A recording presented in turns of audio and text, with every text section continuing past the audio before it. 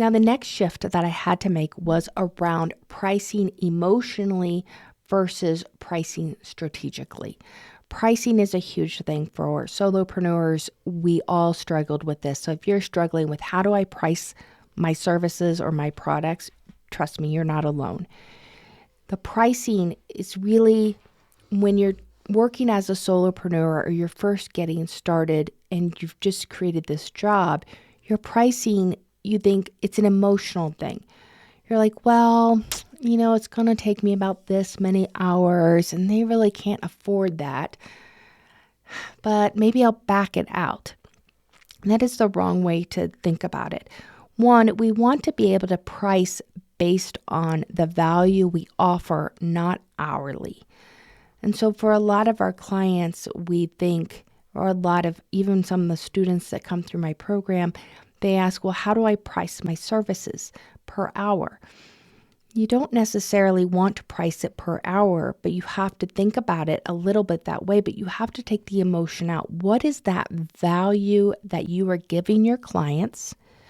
And then what is that value worth to them? Now, they may say, well, we can only afford this. And you may decide, hey, I'll do this first project for this. And if you find value, then we'll up it to this.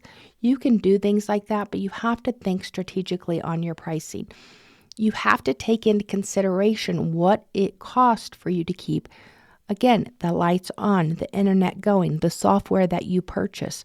All those things are really important. How much is it going to cost for me to hire someone to help me?